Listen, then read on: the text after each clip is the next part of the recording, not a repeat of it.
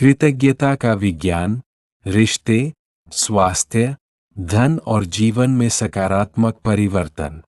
प्रश्न: मेरी पत्नी मेरे माता पिता का आदर नहीं करती है, घर में क्लेश रखती है और पीहर जाकर बैठ गई है। ऐसी स्थिति में क्या किया जाए? उत्तर: पारिवारिक संबंधों में तनाव होने पर मन शिकायत, क्रोध और दोषारोपण से भर जाता है। ऐसी स्थिति में कृतज्ञता का अभ्यास उपयोगी हो सकता है। विवाह से पहले जीवनसाथी में जो अच्छे गुण दिखाई दिए थे, उन्हें याद करें और उनके प्रति आभार व्यक्त करें। मन को कमियों के बजाय अच्छाइयों पर केंद्रित करने से संबंधों में मधुरता बढ़ सकती है। हालांकि यदि किसी संबंध में हिंसा, उत्पीड़न या असुरक्षा हो, तो उचित पारिवारिक, सामाजिक अथवा कानूनी सहायता लेना भी आवश्यक है। प्रश्न: मेरी बेटी को ससुराल में कष्ट दिया जाता है और उसके गहने भी छीन लिए गए हैं। क्या कृतज्ञता सहायक हो सकती है? उत्तर: कृतज्ञता का अर्थ अन्याय को स्वीकार करना नहीं है।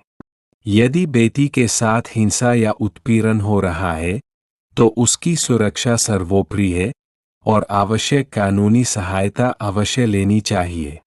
साथ ही मन में कटुता के स्थान पर समाधान, संवाद और सकारात्मक दिशा पर ध्यान देने से परिस्थितियों को संभालने की शक्ति मिलती है।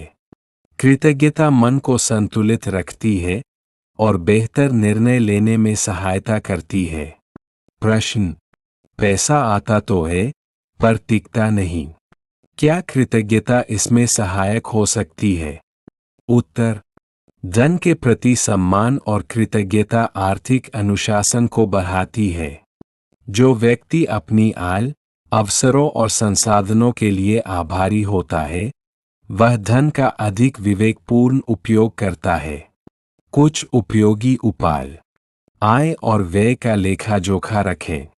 अनावश्यक खर्चों से बचें। बचत और निवेश की आदत विकसित करें। अपनी कमाई के साधनों के प्रति धन्यवाद का भाव रखें। कृतज्ञता बरकत का भाव जगाती है और आर्थिक स्थिरता में सहायक हो सकती है।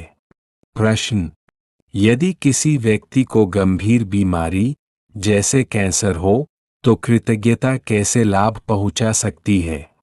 उत्तर: कृतज्ञता मानसिक शांति, आशा और सकारात्मक दृष्टिकोण विकसित करती है। शोध बताते हैं कि सकारात्मक भावनाएं तनाव कम कर सकती है और जीवन की गुणवत्ता को बेहतर बना सकती है। किंतु यह समझना आवश्यक है कि कृतज्ञता चिकित्सा का विकल्प नहीं है। गंभीर बीमारियों में डॉक्टर की सलाह, दवाएं और उपचार अनिवार्य है। कृतज्ञता, ध्यान और प्रार्थना सहायक साधन के रूप में मानसिक शक्ति प्रदान कर सकते हैं। प्रश्न: क्या प्रतिदिन रात्रि में कृतज्ञता डायरी लिखना आवश्यक है? उत्तर: हाँ। प्रतिदिन सोने से पहले 5 ऐसी बातें लिखना जिनके लिए आप आभारी हैं, मन को सकारात्मक दिशा देता है। इसे कृतज्ञता डायरी या ग्रैटिट्यूड जर्नल कहा जाता है। उदाहरण: आज मुझे स्वस्थ भोजन मिला, परिवार का सहयोग मिला, किसी ने मेरी सहायता की, नया ज्ञान प्राप्त हुआ, मैं जीवन के लिए आभारी हूँ। नियमित अभ्यास से शिकायत की आदत कम होती है और सकारात्मक सोच विकसित होती है। प्रश्न: महाभारत के कर्ण में अनेक गुण थे, फिर भी वे बार बार हारते गए। इसका कृतज्ञता से क्या संबंध है? उत्तर: कर्ण दानवीर, पराक्रमी और महान योद्धा थे। उन्होंने दुर्योधन के उपकार को जीवन भर याद रखा, जो कृतज्ञता का एक उदाहरण है। किंतु जीवन यह भी सिखाता है कि केवल कृतज्ञता ही पर्याप्त नहीं है। कृतज्ञता के साथ विवेक, धर्म और सही निर्णय भी आवश्यक है। जब निष्ठा और धर्म का संतुलन बना रहता है, तब सफलता की संभावना बढ़ जाती है।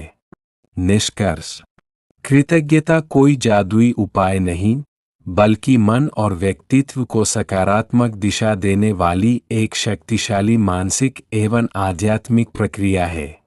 यह रिश्तों में मधुरता लाती है, तनाव और नकारात्मकता को कम करती है, स्वास्थ्य में मानसिक सहयोग देती है, आर्थिक अनुशासन बढ़ाती है, जीवन में संतुलन और संतोष विकसित करती है। जीवन का सरल सूत्र है, जो मिला है उसके लिए धन्यवाद और जो चाहिए उसके लिए पुरुषार्थ। कृतज्ञता, ब्रेन इंजीनियरिंग, व्यक्तित्व विकास, ध्यान, एनएलपी तथा जीवन प्रबंधन से संबंधित कार्यशालाओं में भाग लेने के लिए संपर्क करें। BBS Beams Varanasi. Brain Booster School of Brain Engineering and Management Science. सीखें, समझे और जीवन को सकारात्मक दिशा दे।